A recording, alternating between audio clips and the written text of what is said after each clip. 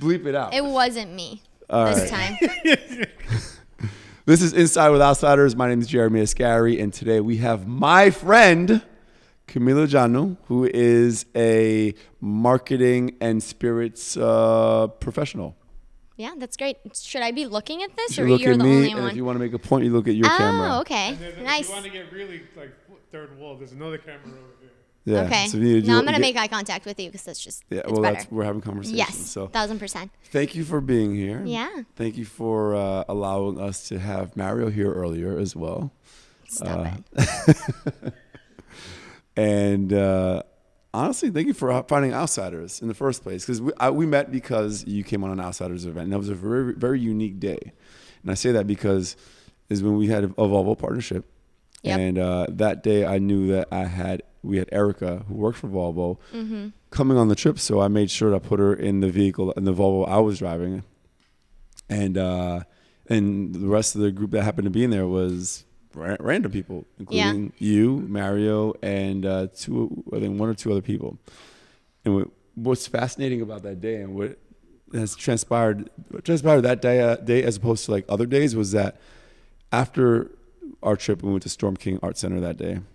We all exchanged info because all we talked about was food in the car ride. Yeah. And like 1000%. culture and ethnic foods and what your food is like and what their food was like and so on. So what was birthed from that was like what we attempted to be a monthly dinner, right? And everyone would take turns taking the group out to their cultural ethnic background restaurants. If we know what I'm trying to say. So Yeah. that went pretty well. I think the first people that volunteered to do that were you and Mario. And Mario, let me give context for those who don't know.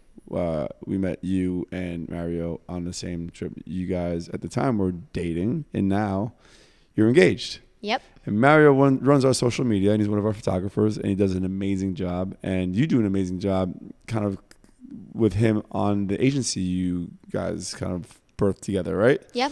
Called Maka. Yep. And the design and the work comes out of there is amazing. I'm a big fan, Yeah. especially the tennis stuff. It's definitely a passion project. I think we're both marketers in our own way. He has his strengths, I have mine. Yeah. And somehow, like last year, we started to get people that were interested in what we were doing, and smaller businesses, like smaller scale businesses that just needed our help from a creative and strategy perspective. Family members, and then all of a sudden we're like, damn, we're kind of a good team. Like, why not? Like, it's very like passion driven. It's, we have our own like jobs that support us, but it's fun to work with him, and that Right. Well, that's what I wanted to ask. Like, you guys have marketing mentalities, marketing minds, and yet I'm assuming there's times you don't necessarily see eye to eye, right? I mean, no, definitely not. So Definitely not. I think, yeah. So how do you I feel like I've never worked with a significant other, right? I feel that would pose its own challenges, right? You see each other in personal time, you want to be around each other in personal time, but then you have the times where you're working together and, you're not seeing eye to eye. How do you handle that? Just honesty. Yeah. And like separating, like I'm not trying to hurt your feelings. I'm just coming from a different perspective. And I think we understand that he's very creative and he respects a lot the creative process. And I'm more strategic. I'm more like executional. Like we don't have 2 weeks to get something done. That's just my mentality, because Right. speed to market has been really important in my career and in everything that I do. So like, he would want a lot of time to get something done. I'm like, I'm sorry. Or like, is it because our he wants directing the is like, perfectionist in him? Is that right? What it is? To perfect the product before it goes out? I think he just likes to, I think he just likes to think about it, not just execute something just to put a visual together. It's like his thought process goes beyond that. Yeah. And for me, it's like, I respect it a lot. And it's such a good balance, because I can see when he takes longer how that creative feeling develops and look and feel and stuff. But yeah, of course, he's like, you're not giving me enough time, or you're being too critical about this font. I always want to make the font bigger. I'm like, that's just like my marketing It sounds self. like my relationship with either my brother. I don't really work with my brother anymore. He got too busy, but maybe even Darshan, right? So Darshan he grounds me. And what I mean by that is I'm the one that let's get it out. We got to put it out. We got to Yeah. do this. We got to do that. And Darshan was like, well, let's slow down and rethink the strategy and make sure we dot the I's and cross all the T's and so on. So it's a good relationship to have, because if you guys have the Yeah. same strengths, that's going to be a problem. Yeah. Yeah. Yeah. So no, it's good. I mean, yes, last year when I didn't have like such an intense job that I have now. We put a lot of time in it, but it didn't feel like we were living together, working together. Like it never felt like too much. I mean, it was fine. That's a perfect testament that you guys can be married, right? I mean, if you could, what's a shrug for?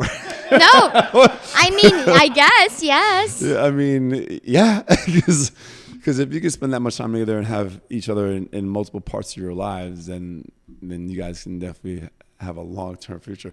That was a little concerning, that little shrug. Like, It was I guess. not. I'm like making eye contact. I was like, Okay. no, but like, I mean, Yeah. it doesn't necessarily, like we have great communication for sure across all aspects of our life. I will put it like that. And that's amazing. And That's good.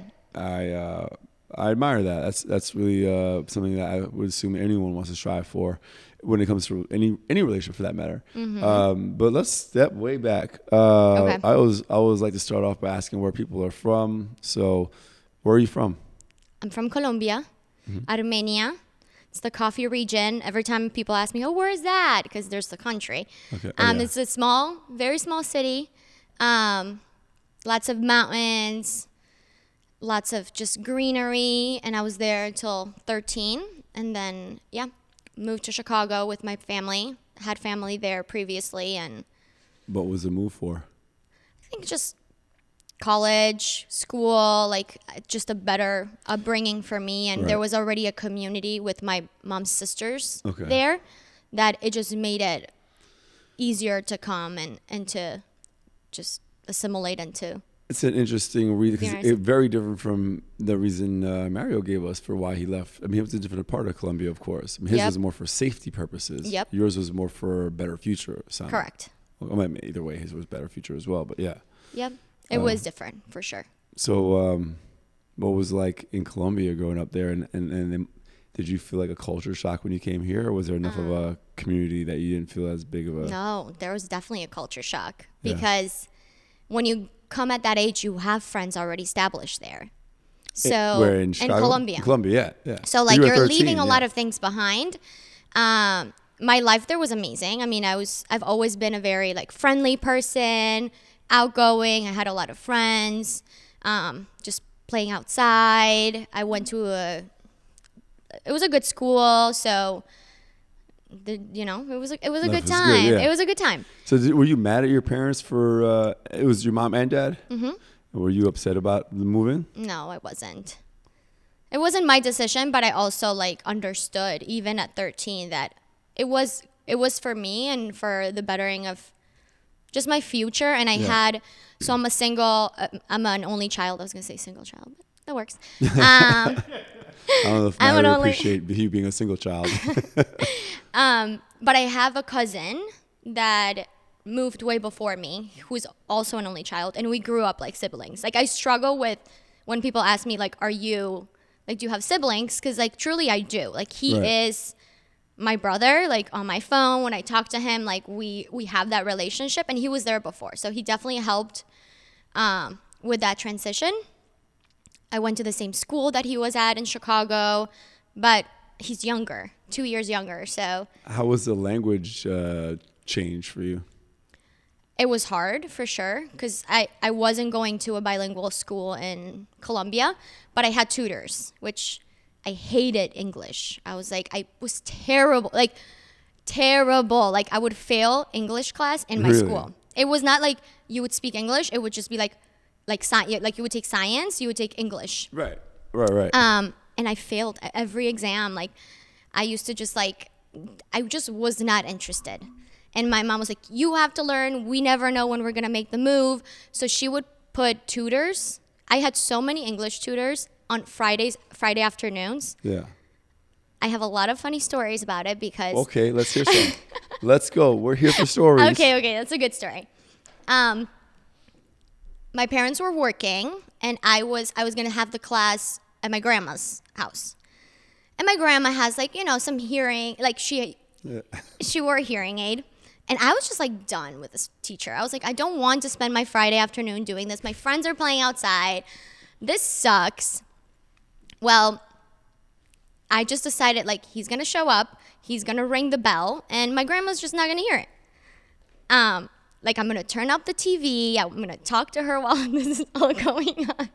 It's really bad, but it's just like one of those things that I learned from. To not do that. Right. Respect people's times. Like there was a lot of like teaching, like there's just a lot that I took away from it. No, for real. But in that moment I was like, I'm not going to take this class. It's like a very only child thing to do. I guess. One of the few things that I've done. I feel like you're going to kill me before this is over. You're going to get another black eye. No, I'm just kidding. Anyways, I just decided to look out the window and he was like in like the, I don't know how to explain it, but it's like a lobby area, but it's like outside, so you can see like if you look out the window, and he saw me. So he saw that I was not answering, that I was there, and that I wasn't gonna take it. Like I wasn't gonna let him in. How old were you at the time? Oh man, I was probably like 11. That's hilarious. And he left, and he called my mom, and he was like, "Look, I don't think your daughter likes me." Yeah. And she doesn't want to do this anymore. Like I'm not going to. And my mom was like, get back there. You have to go back. I'm going to call her right now. And I had to take the class. He came back. He gave me the class. And my mom was like furious. Great story. And I mean, my English is not bad, but I definitely learned it here. Like I had the basics. I had a teacher or a tutor that made me translate songs, English songs. Did so you the Britney enjoy Spears. That? Oh, so yeah, I actually did. Like he kind of like that's a good teacher. Yeah, he understood where like my interest points were, so he like leveraged that to get me going in my like English learning. But yeah, I knew the basics. Then I came here, and you just kind of like have to. There's no choice. Yeah. My mom was like, she didn't necessarily said no, but she put me into the classroom, not into a bilingual program. So I didn't, I think there's I can't remember LES. ESL. Yeah. Yeah. So I didn't have that. My mom was like, "You got it, go for it." Did you? I mean, I had to. Right. I had to. Were there enough Spanish-speaking students and teachers where if you needed help, you can get by? Yeah. Because Chicago's got a large Latino population. I know a large Puerto Rican population. I don't know, Cuban, but and Colombian, excuse me. My first friend, she was from Mexico, and she really helped me. Okay. And Juanma, my cousin, was there. Yeah. But it was hard. I mean, it's just like the culture is so different. Everybody's on their own, and like the lunch part was very difficult. It's so dumb, but like the lunch hour is when everybody has their clique, and it's like the movies. You walk in with your little like milk carton, which is like, why am I drinking milk for lunch? Like, that's disgusting. Doesn't make any sense. But anyways, like that was a very hard part for me. Yeah. And just like trying to like fit in when it's like, you're trying to figure out everything at the same time. Like the social part was so hard to figure out. Also at 13, right before high school. So like, But I mean, it was amazing. I think it made me stronger. It made me even just come out of my shell a little more. Some of the insecurities that like people have like around like language and accent. Like if my accent comes out, my accent comes out. Like that's how it is. Yeah, I don't know. It's funny. I don't even really hear an accent on you. So, but again, in New York, everyone seems to have one. So yeah. What was the cultural shocks that you experienced coming to Chicago?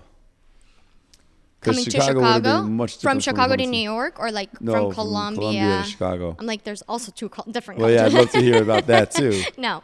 I'm going to Chicago tomorrow, and the culture is super different there. Other culture shocks. I mean, I guess the freedom too, that like in Colombia, you just like know where you're going when you're like socializing with your friends, and everything is like close proximity. So here it's like you're going somewhere, you don't know the parents, you don't know who's going. Like I'm saying it's a culture shock for me, but I'm sure it was for my parents too, to just be like, oh, you're going where? And I don't have their name, and I don't have their phone number, and I don't know where you're going, and I'm just dropping you off. So it's a very liberal culture compared to Colombia. There's more like, well, I would say more communal in Colombia than it is in the United States, right? Or in Chicago. Yeah, I mean, you just know where it's just more controlled. Like your parents know where, like who your friends are, the parents of the friends are. Here it's Well, it's just hard to different. do when you first move to a new place anyway. Mm-hmm. Okay. What else?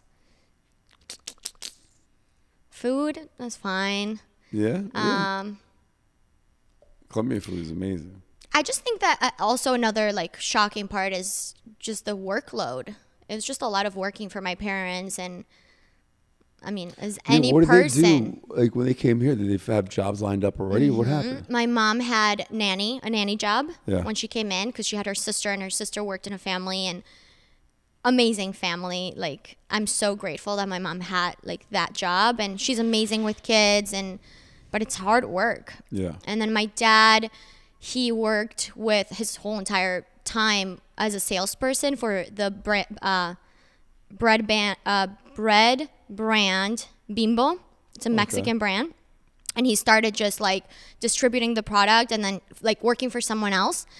And then he's like, why don't I just like have my own like stores and open my business and just do it. And Nice. And he did it. And you know, there's a lot of limitations because their English is so limited. Like even they just retired, and I can tell you they're still not going to sit here and have a conversation with you in English, but they did so much with just their attitude towards life. Yeah. They're just, I don't know, they're just driven people. And yeah. That's great. So when you moved to Chicago, how long were you in Chicago? How long did you live there? 13 to 20 So you moved here. till I moved here 3 years ago. So where you went to high school there? Where'd you go to college? U of I in Champaign. So like 3 hours away, like the big state school. What was your college experience That like? was so fun. Oh, It was so fun. you got some stories for us? Mario. Yes, Earmuffs. but I don't think I need to share those. And that was really fun. It was just different. It was like, again, going back to like how they show it in like the movies, like that's just how it is. Like it was a lot of school, but you kind of like find yourself too. You're responsible for many things, and you party a lot, and you're responsible in many ways. But that's like your chance to do it, you know. Did you join any sororities or nothing? No sororities for me. I know you work in nightlife, but as on the marketing side now. Were you involved in parties back then? No. I just party. You just party? You just do your market research? Yeah. Yeah, no, I just like went to the parties, but like we had a lot of like people over all the time. But no, I was really not into it at all. Like in college, I just like went to school, partied on the weekends. I would join like the occasional barn dance. Barn dance? Barn dance. That's something in like, I guess Illinois, like Midwest. It's just like you go to in a huge barn.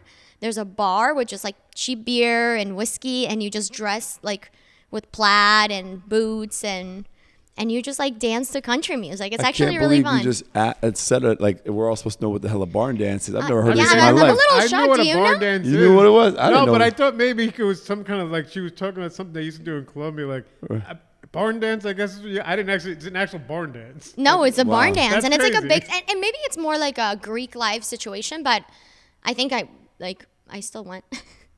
You never heard of a barn dance before? Never. They're so fun. You would And I have went to so school in much Ohio fun. for 1 year for the first Yeah, year I of think college. you had to go further out. To like you have to Oh. go into like the real country. I'm sure Ohio has like Ohio, Michigan, Indiana. I'm sure they do, have but I them. didn't. No, nope. And I feel probably like you would honestly, really if there enjoy was them. if there was a barn dance, I wasn't going. Why not? Back then at 19, no, I was too cool for that. Oh my Too, gosh. too cool. I'm saying like I thought I wouldn't have gone. I'd go. Somebody invited me to barn dance now, but yeah, let's go check this thing out. Yeah. I'll throw on some. No, I won't put on cowboy boots, but I'll go. With sneakers. I wonder Yeah. why it's like that. Like It's probably just like a just cultural young. experience for the Midwest, you know. Yeah.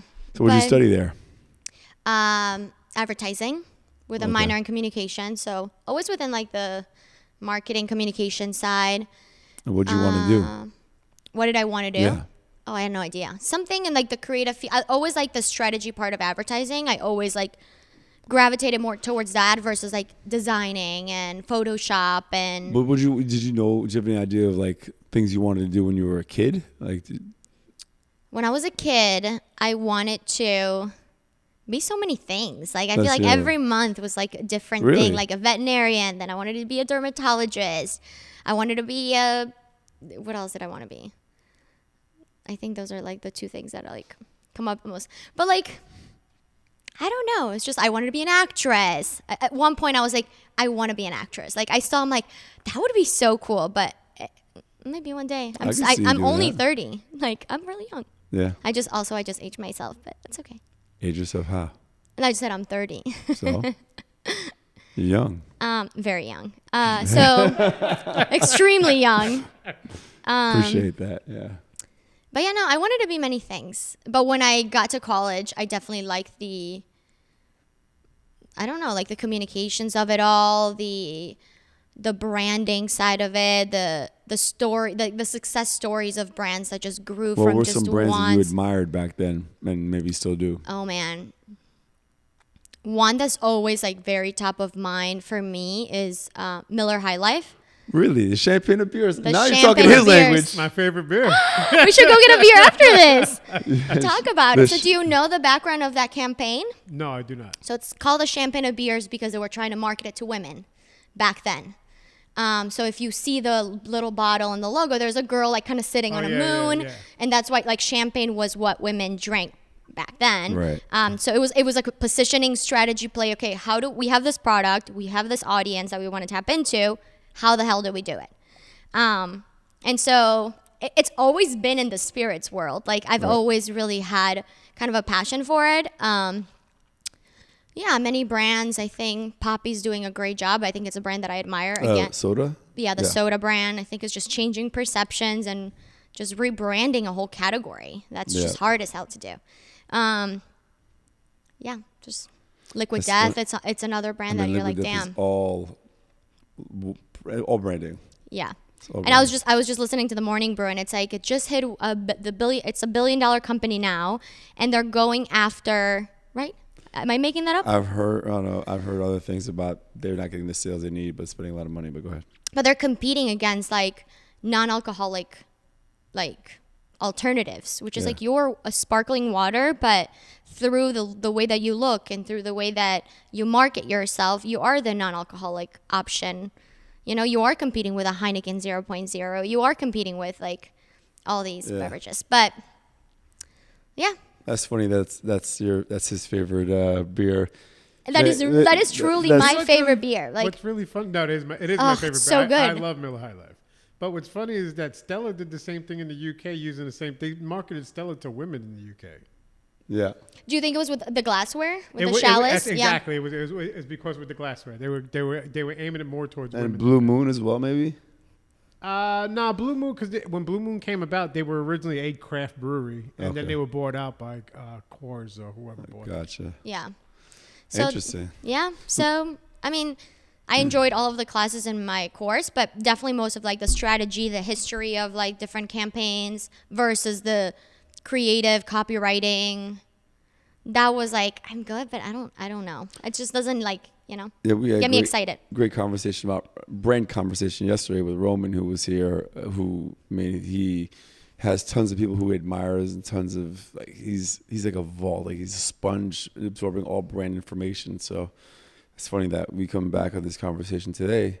It's something that I focus a lot on with outsiders, being that outdoors is typically viewed as kind of nerdy and awkward and cheesy, not cheesy, but like just a bunch of socially awkward people. And the branding is usually like the websites for outdoor brands is typically like looks like Craigslist forums, and so it's like a national park website. Exactly. Although National No Park offense Service to has National a great. Did they change? They have a great not the website. I haven't checked the website in a while, but a great Twitter and Instagram account. Like they're comedic. It's so funny. Yeah. Well, they're doing it right. Those are the platforms that you're supposed to be. Absolutely. What do you when you got your degree? What did you get like first job wise? What was your job? My first job was in I did a couple internships, but my first job right out of college was at Beam Suntory. Okay. Yeah. So I was working with big spirit brands in their in-house ad agency. So I didn't immediately go to the brand management side. I was more into like the advertising still, but in-house. So I had, great minds that I got to listen and like, share thoughts with and understand more of the execution of it all and getting it done. But yeah, I mean, brands like Jim Beam, Maker's Mark, Basil. And who'd you, before getting this job, what are some of the odd jobs you had in school, in college or high school? Odd jobs? Or jobs in general? So in college, I worked at a country club in the summers, and I was like the front desk person, just talking to like the members and just answering phones and making reservations. Any other interesting jobs? Or? Oh, I sold knives. I sold Cutco knives for like 3 months. I was like, it was like a summer gig, and I was like, okay, I want to make money. I believed in the product. I still do. I'm like, damn, this is the best knives I've ever like seen in my life. I still have them. She's still selling them. I'm currently selling them. Use code Camila Cutco. No, but I think I am someone that like if I believe in something and I think it's a great product, like I don't have a problem talking about it. Okay. So that was an odd job. I used to like cut the coin with their scissors. That was like a big selling point for them. It's crazy, but they can. They're expensive, so it was That's like illegal, big commissions. Right? To destroy money is illegal? Yes, it is. All right, cool. Oh, well, tell that to Cutco. That was in the brand book, in the selling book. Other odd jobs. It's all good. No, that's it. And when you're like a product, like that's a cool sweatshirt you're wearing, by the way. Thank you. Yeah. I saw it and I was like, this is like I identify myself in it. Yeah. Color, it was perfect. The North Face, shout out. All right, so very comfy. When you got this job in spirits for the first time, yeah, did you have a feeling like you knew this is what you wanted to do? Yes, I had a couple of gigs before that. That wasn't like my first introduction to the spirits world. I started selling alcohol, like also like one of like my summer in between college things. I worked with a Colombian rum brand, Parce Rum, and I was just like in the liquor store selling it. Okay, promo. So that's promo. That's how I started. And I was like, this is kind of fun. And then I was able to get an internship at like a ratings and review company where, when you go to the grocery store, they're like, this whiskey is 92 points. So I was there for a whole summer. And that kind of paved the way for me to be considered a Beam. Like I couldn't just come from selling knives to a really big spirits company. Right. So yeah, it was that. And you were working there in that environment in Chicago, in that industry in Chicago. Mm-hmm. Did you continue working until you left Chicago in that same industry or same job for that fact? No, I was there for 3 years. So when you said like you knew that was your passion, I definitely knew I liked it a lot. But then like my young self also felt like, is this like, I need to know something else. Like I need to like explore other things. I need to just see what's out there. So after 3 years, I made a switch, a very like drastic switch. That was driven by many things. I think mostly it was driven by a good, like a higher salary, which I think when you're like... that's a big draw, yeah. Yeah, it's a big draw, especially when you're like, I don't know, starting to want to get things yourself. And so I went into the pharma side for advertising. And there's a lot of like, they're both very regulated industries. So there's like a dotted line there where like you can apply a lot of learnings. But I was there for a little, like 2 years, and I was like, this is not for me. I didn't believe in the product. It was morally, it was like for rare disease. So it wasn't something like Advil that you can see, advertised at your CVS, or it was just like a very rare drug. It didn't make sense for me. It was purely very like salary driven. Which is okay. Like in that moment, I was like, I want that. But that made me realize, holy shit, my passion is really like, I could not stop thinking about spirits, and I would do things on the side to just continue to be connected in that world. And, eventually I came back. I was like, this is where like my passion lies. I knew I needed to do, I don't think you need to do an MBA, but that for me was important, and I just did it. And and I got this job that I started last September with Jose Cuervo, and I'm like so happy. So you did your MBA after you moved to New York? During when I was in New York. Because Okay. I did it online at So U of I. why did you leave Illinois in the first place? Why did you leave Chicago? Oh my God, the love for New York. I think that was it. Like there wasn't. How did you decide? I mean, you were dating Mario in Chicago, Yeah. right? Okay. Yeah. And I mean, he was working agency life. You were finishing up the medical Yeah, I was doing like pharma. pharma. And then the I pharma came. sales. So when we decided to move, because it was like towards the end of the pandemic, when it just made a lot of sense. Like when I came, I was like, okay, I'm gonna like go to school, do the MBA online, Yeah. and move away from this. But like I had to quit pharma. I was like, I just can't do it anymore. Like it wasn't healthy for me, and I was just like, I know I live in a very expensive city, but I'm gonna do something else. I'll find whatever it is to do to go to school and find another job, and that's where V5 kind of like became my whole like nightlife situation. And I was like, this is gonna add at some point to my future career because it's a channel where you drink. So It's a channel. yeah, like it's a Explain place. what V5 was. It's just a phrase. promotion. It's a marketing company for Latinos, and they do like parties. They have different venues, and they do parties and events like festivals. But they weren't in the New York market, and I used to party with them in Chicago all the time. Chicago were is their they- big market. Okay, gotcha. Yeah, that's their big market, and I enjoyed their parties so much. Like I became friends with the team and with the founders. I was like, you guys are doing amazing work. And when I came here, I was like, there's nothing like you guys. There really is nothing like you guys. So they started like trickling in and doing some events here and there, and now they're incredibly like, I want to say successful. Like they grew in 2 years to like almost 30,000 followers, like packed parties every weekend. I think they really are genuine about the experience that they want to give out. And that was, again, I believed in just the company, and I loved every part of it. Yeah. Yeah. So that was my gig And while I was going to school. do you still do that? No, I am still very connected, and I'm on all the chats, but my full-time job is like Jose Cuervo, and there's a lot of things that I have to like keep separate because they are working in different premise accounts, and you as a manufacturer of spirits have to have some type of like, I don't want to say distance, but like you have to. What's the fun for you in either the nightlife or the spirits? Like, where do you find the fun in those industries? Like, what is your favorite part about them? I think throughout it is just like connecting with people and learning.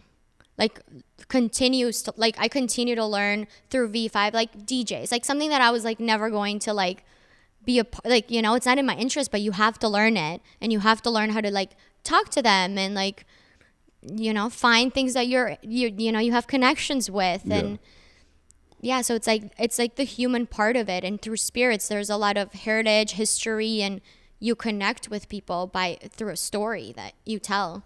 So human connection, I mean, that's kind of like any community, a human innate need. Mm-hmm. So you found that in nightlife and spirits. And like solving a problem at the end of or like solving for, I'm not going to say like not being able to party is a problem, but like not finding but where it is you, a problem. Yeah, it is a problem. Because it truly is a problem. It's a release.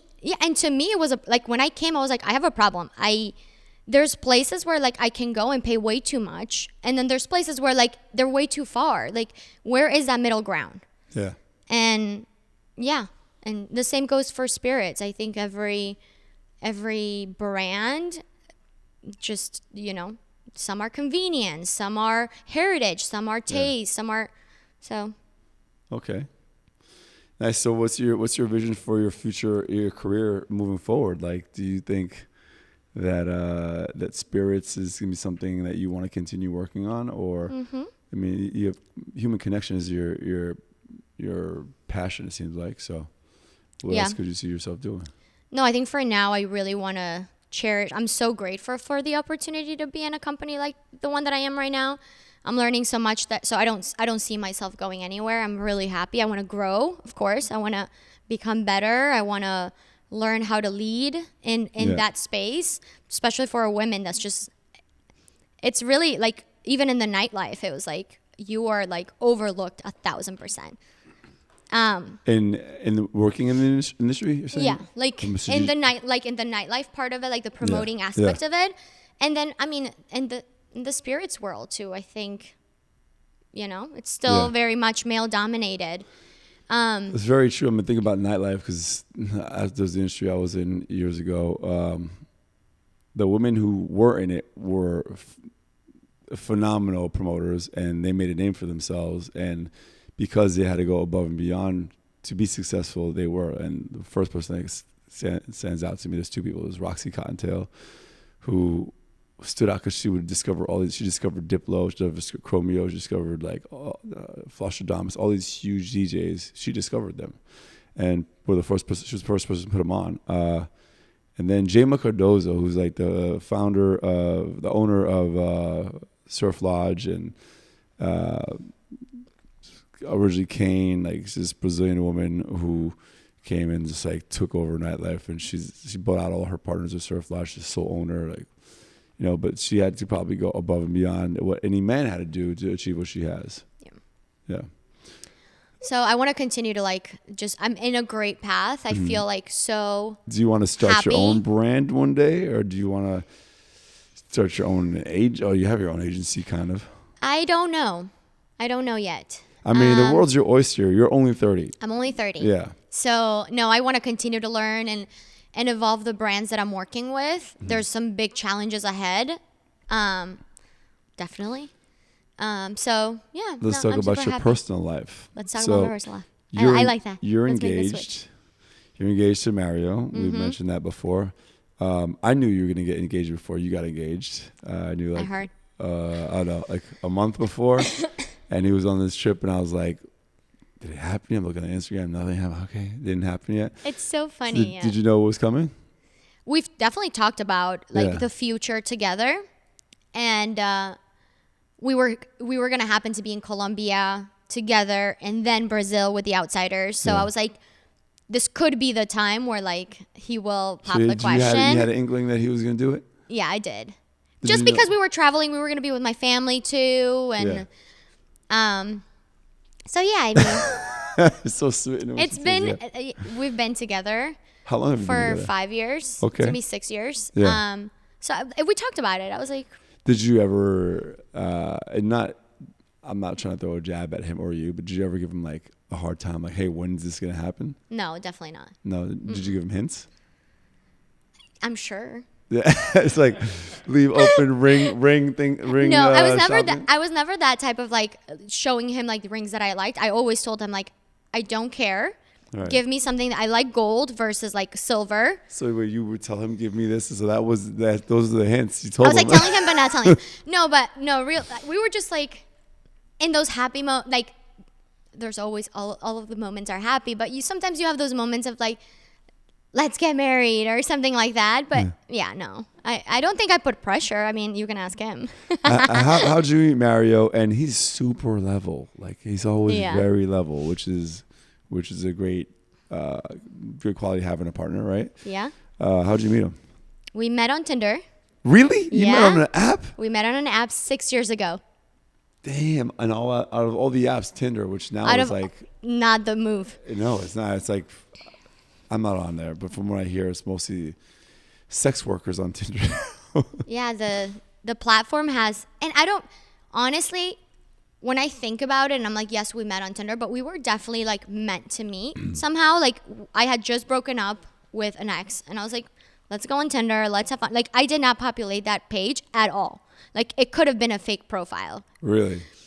And he messaged me, and I think I responded way later because I'm a terrible texter, and just in general, my brain is everywhere at all times. Yeah. And then, I think he said oh, you were the only one that I messaged, and I was just trying to make friends because he had just moved to Chicago. Well, he had just moved from where? From South Carolina. Mm-hmm. He just moved. Okay. Yeah. So that's how it happened, and we just met at the Broken Shaker. It was a bar. Nice place. Yeah. Okay. And we hit it off. I think the funny thing is when we went on that first date, we left and I was like, I don't think he likes me. I was like, he didn't even text me to make sure I got home okay. I was just like, and then Mario. but then it's like, yeah, it just turned out to be great. How did it progress? Like he did text me. He did text me the next day. I actually texted him the same day and I was like, hey, I'm home. I'm safe. I've never been that girl.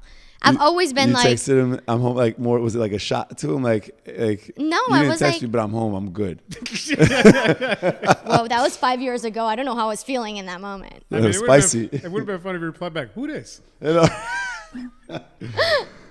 He knows better than to do that and risk his life. Yeah, no. And then he just texted me and we kept going. And I think every time that we went to, like on a date, it was just like fun and different. It wasn't always like going out to a bar and drinking because he's not a huge partier. He's not a huge drinker. Yeah. He likes to party and he likes to drink, but like his social life is not around that. And for me, it was like what I knew. Yeah. So every date was different and it was fun and I it know was mysterious. It was. I love that guy. I got to spend time with him in Sardinia last year. I knew a couple of people who came on the trip, but like I spent a lot of time with him. And one of the nicest, easygoing guys and super creative mind. Like, I don't want to say creative genius because that might be like oversaid, but I value his creativity tremendously. Yeah. He values people that values creativity. Well, yeah, that's true. It's a good partnership. So, so you guys were together 5 years, and he tell us about this proposal because I was waiting. I wanted to know what was up. It was very like personal. I always said like nothing too, like it's a moment for us, not for anybody else. And I think no one else was there. My family was, but like in that moment when he pulled me aside, like my mom had to be there to like capture some pictures because we didn't have a photographer. Like.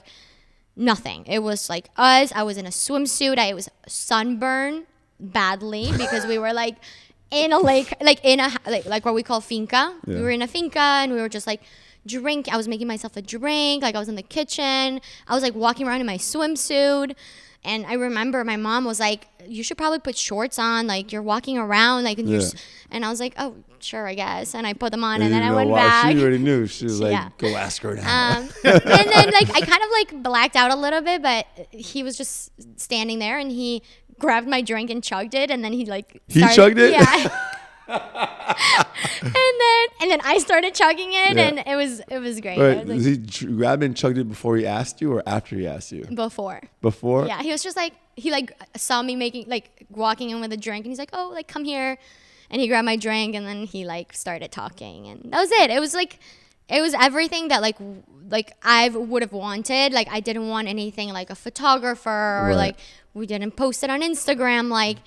We're just not that couple that there's anything wrong with it. But I do like to keep that part of my life like private and like to myself. Like those pictures are for me. And the pictures of my mom like shaking. Right. They're all like blurry. Of course, but you got the vibe. She got the vibe. And then nice. You came to spend the week with us in Brazil. I know. That was the best because it's like I just gotten engaged. Like now we're gonna go into like a amazing trip. Like it was perfect. Yeah, I was so happy good. For you guys. It was so fun. Every time you guys showed up, congratulations. It was nice. So what are your plans? You guys have you discussed the kids and all that stuff yet? We've talked about it. Yeah. Yeah. I don't think there's any rush, but you're 30. You have plenty of time. No, I'm so young. Exactly. When's the wedding?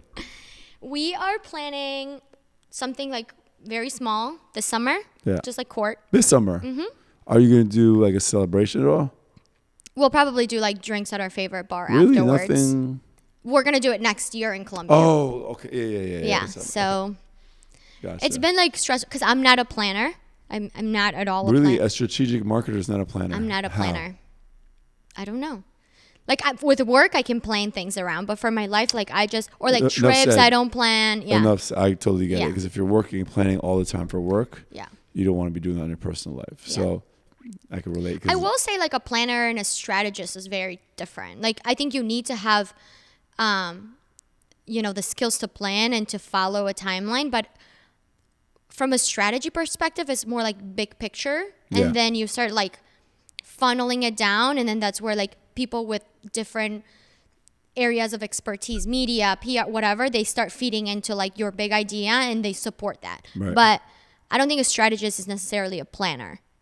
I guess. I mean, I see it being hand in hand, but yeah. I mean, yeah, you have to like have some qualities, but. Okay. All right. Yeah. Got some more questions for you here. Okay. All right. We discussed your goals for personal and all that, for business, I should say. What do you do for fun? What do I do for fun? I love to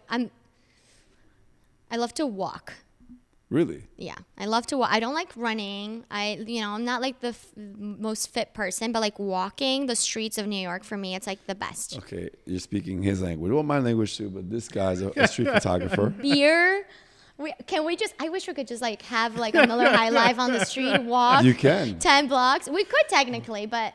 That is true. The cops ain't gonna bother if you walk around. Yeah, they have other things to worry about. Exactly. Yeah, sorry. I was gonna push the mic in your face. I can't reach. I realized that really quickly. So you felt my arm coming that way. I was about to throw that at your face. So I enjoyed that. I set a goal for myself this year to just read more and become a reader. Like I am a reader myself, and I think that's something from like a cultural perspective that Colombia and Latin America doesn't really have. They don't grow up reading like with a kid or with a like opening a book and reading or like nighttime stories. Perhaps it was just me, but here it's different. Like since you're little, you're like constantly like surrounded by books, and before you go to sleep, there's like a nighttime story and things like that. It's very American from my experience. I mean, I know it's French too, though. Or French. Yeah. But for me, it wasn't. So I've never been like a big reader of like, finishing like books and getting into novels. And now I'm like really truly enjoying reading. Yeah. And that's gotten me really excited. Okay. What But do you read, it is a very recent. What do you like?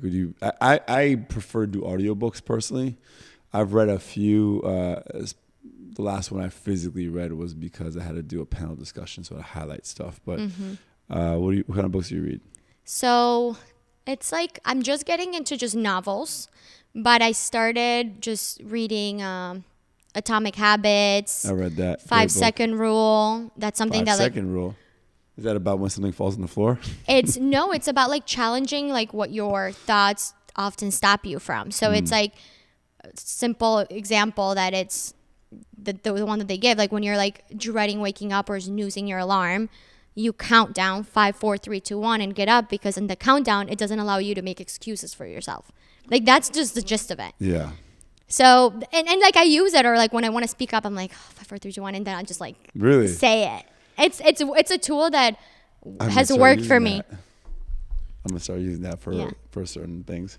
Yeah. Stop laughing, man. What you laughing at me for? Okay, that's good. I like that you want to be more of a reader. You told me what you studied. You told me your goals career-wise. What are your goals personally? My goals personally, just to be happy, help people, be a better listener. Okay. Yeah. All great points. What advice would you give high school you? Don't care so much about what people say. It's a big one. Did that affect you tremendously? I mean, I feel like it affects everybody to a certain extent, but yeah, definitely. How did it affect you? I just think that it stopped me from doing a lot of things because I didn't want people to say anything negatively about me, or stopped me from taking risks that I should have taken. Mm-hmm. What risks come to mind when you think about that? I can't think of it right now, but just like, I don't know. I can't think of it, but it was just like little things that you'd be like, oh, well, what are people going to think? Or like, am I going to disappoint someone? And it's like, you're fine. I think, yeah. Okay. I feel like there's something else I can relate to. What's your favorite part of Outsiders? Oh, I mean, the community. I feel like since the get-go, going back to your story in the car, like I just felt like these were people for a long time. Like it wasn't like I'm going to meet you. I'm never going to see you again. it is a community of people that you find a connection with. I mean, you're already connected through the activity. We're not tour operators for sure. Definitely No, not. absolutely not. No. Yeah, it's just like connecting with people that you genuinely like and have similar interest with. That's my favorite part too. Yeah, because everyone's it's so good. asking me, were you always like big into the outdoors? I'm like, I was always active, but you never would catch me on a hike before, stuff like that. Yeah. I appreciate it now for sure. Yeah. It definitely takes you out of your day to day.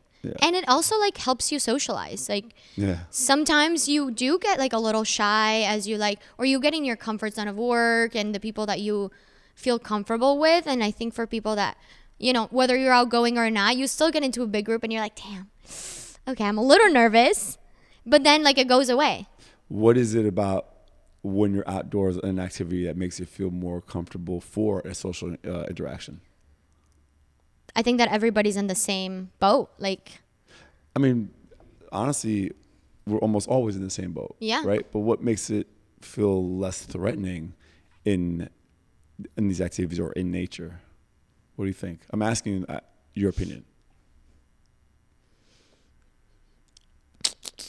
I think that there's like a structure too. Like there is like from this time to this time, we're going to do like a hike and then we're going to have lunch. So like that structure allows you to know like, okay, if I'm walking and I want to walk by myself, like I am with nature and that helps me. But then I'm going to sit down and do a picnic and that's going to be a time where like I'm going to be sitting in front of someone. So it's like also that structure helps. Really? Yeah. So knowing how to allocate your time while you're out in a social setting gives you a better chance to what? Well, it's just like gives you like I think the Outsiders gives you the opportunity to like have those solo moments, but then also have the times to socialize if you want to. Right. Yeah, I mean, I think especially for destination trips too. Like obviously, it's more involved and it's more of a commitment. That's why I like to plan nothing planned. You know what I'm saying? Like we have planned moments but we also have free time for people to explore, get lost, choose to do nothing and sleep, or go do an activity that like hang gliding. Did you do that in Brazil? No, hell no. No, hell no, we're not. I was so hungover. That was like right after New Year's. I was like, this is my day to drink. Oh, wait a minute. And dance. And I'm not going to wake up at 6 a.m. to go. I would have. What time did you go to sleep on New Year's? Wake up at 6 a.m. You went to sleep at 9. I went to sleep very late because I wanted to see the sunrise. Like I was in Brazil. That was a great night. It was so good. It was so fun. Yeah, I was not going to go hang gliding. Like I knew it from the beginning. So what's funny is that when we saw the itinerary, a few people approached me and were like, because it said pick up at 5 for New Year's. And I'm like, oh, we have to change that. I'm going to be back by like maybe 2 or 3 latest. 5 o'clock rolls by. I'm like, damn, I kind of want to stay dancing. It was amazing. Yeah, it was a great so time. fun. Yeah, and then we get back and you're like, yeah, I'm out. I'm going to watch the sunset. I'm like, good luck with that. I'm going to sleep. I convinced a couple people. I was like, let's go. And I just like took off my heels and I started walking. I think I was up at like 10:30, 11. Yeah, after going to sleep at 6. It was so worth it. I love it. I I had gotta go so back. much fun. It was so fun. I loved every minute of it. Yeah, I would go back for New Year's. 1,000%. Like I think it's a great Same. destination. And I'll do that trip again for New Year's. It's so good. I need you and Mario to help me plan something in Colombia, please. Yes. We talked about 1,000%. How about you take your strategic mind and start putting it into place? Puts together. We'll do it, like connections with. Yeah, no, for real. I'm being serious. So yeah. Absolutely. So we're in North Face. We're in the North Face showroom. You see behind me, Never Stop Exploring. Behind here, you can't see the whole thing, but Never Stop Exploring. I love to find out, how do you keep, exploration in your life? Like, how do you incorporate exploration in your life now, and how do you continue to?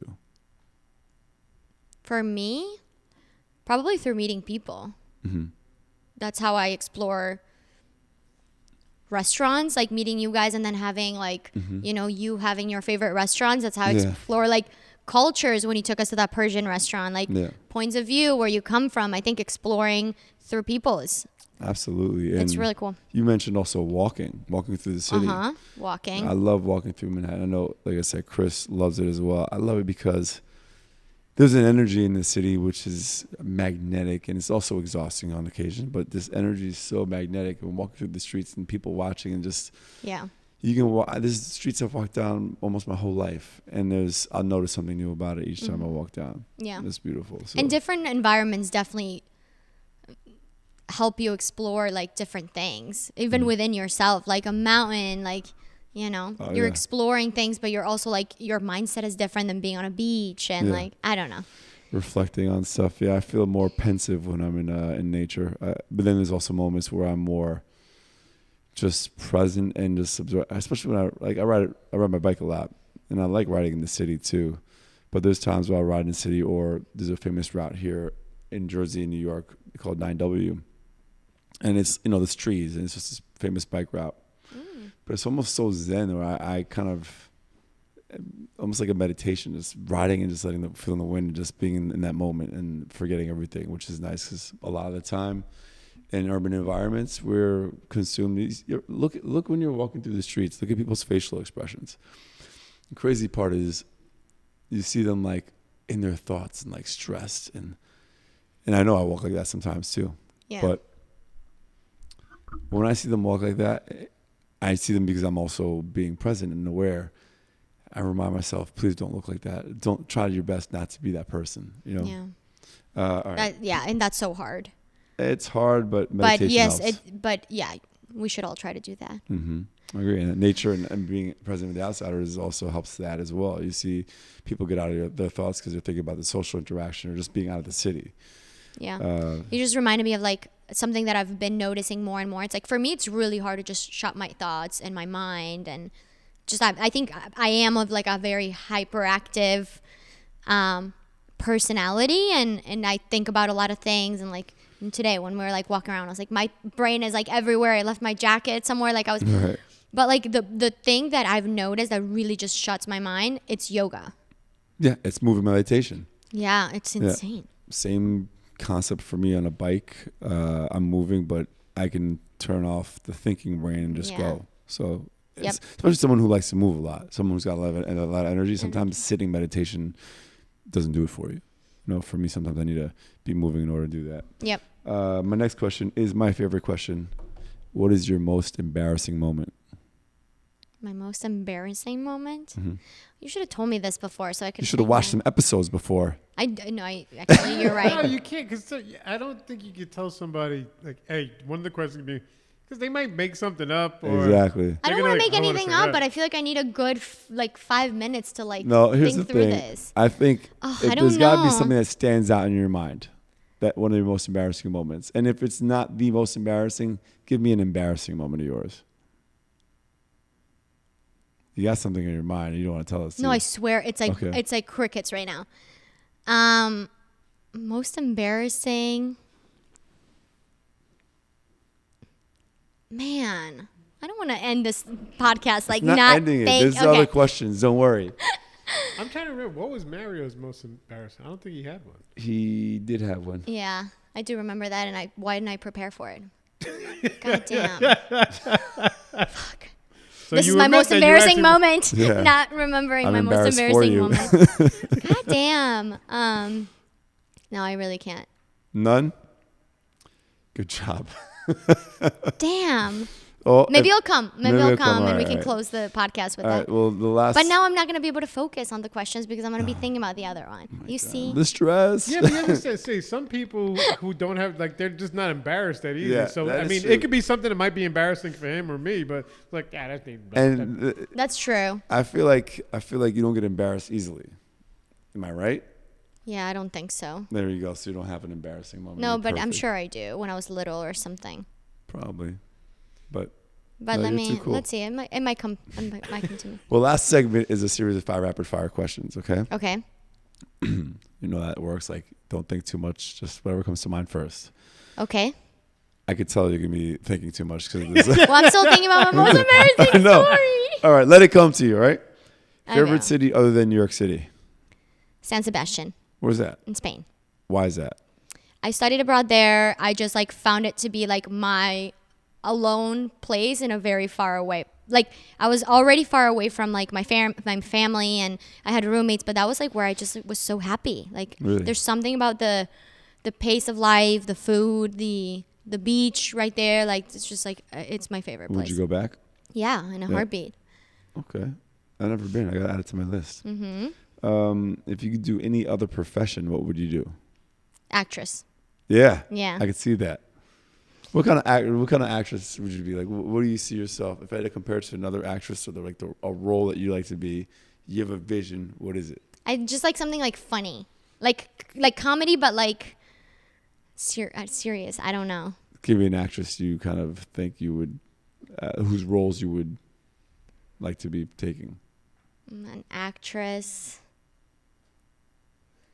I don't know. Question. Next question. What is your vice? What is my vice? I can't think about it too much. But sometimes, I like to like drink. Mm-hmm. So sometimes I have like way more, and then I'm hungover the next morning because I get into this like fun social like, yes, let's keep going until 6 a.m. and until 9 a.m. And now it's like a trick. Yeah, until 9 a.m. Yeah, that's common advice. I mean, I know that was Darshan's response. Drinking was. I think we have very Darshan and I, if we're together out partying, I don't think it would be a disaster. I'd be going home. I'd be dropping Mario off. Yeah, Mario would be going home too. It'd be like, you're fine with Darshan. Yeah, exactly. You're gonna stay out. You're gonna go to breakfast, and then you can meet me at my half marathon. Yeah, exactly. Exactly. There's balance here. That's good. Good answer. Definitely. What is your greatest fear?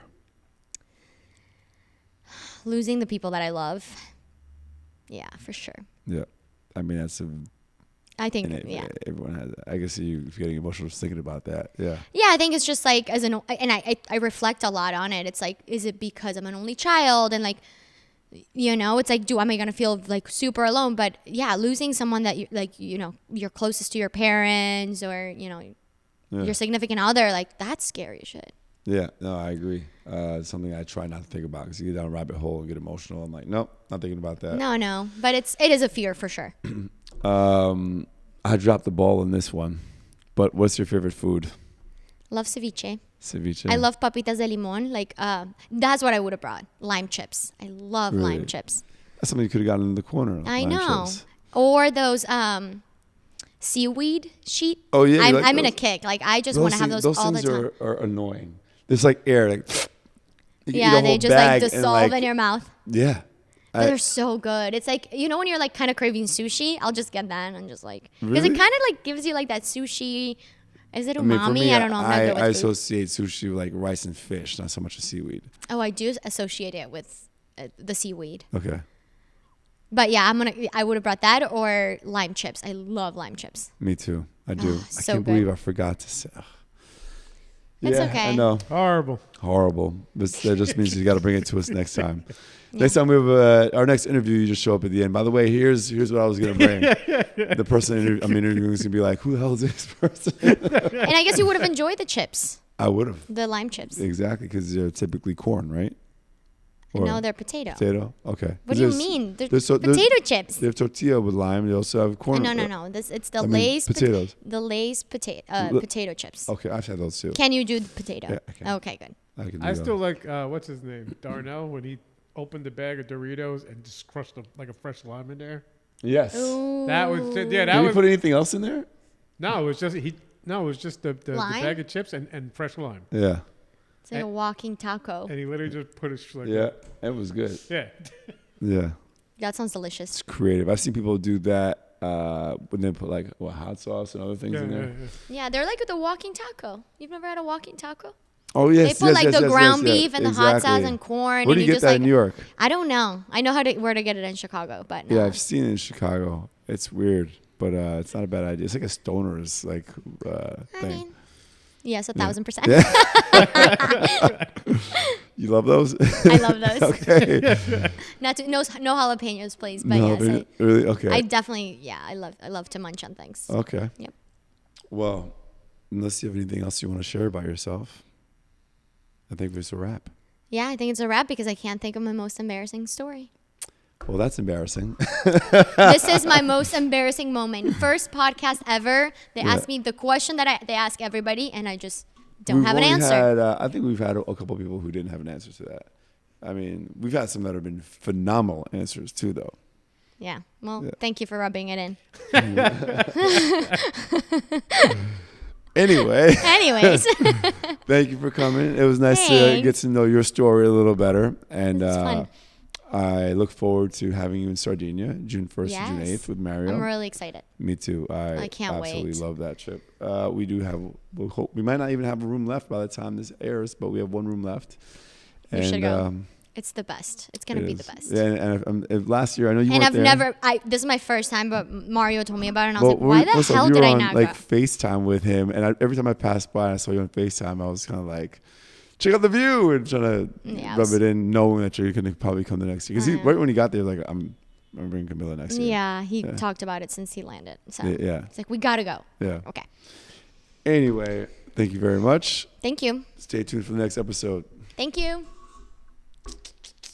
That was so fun.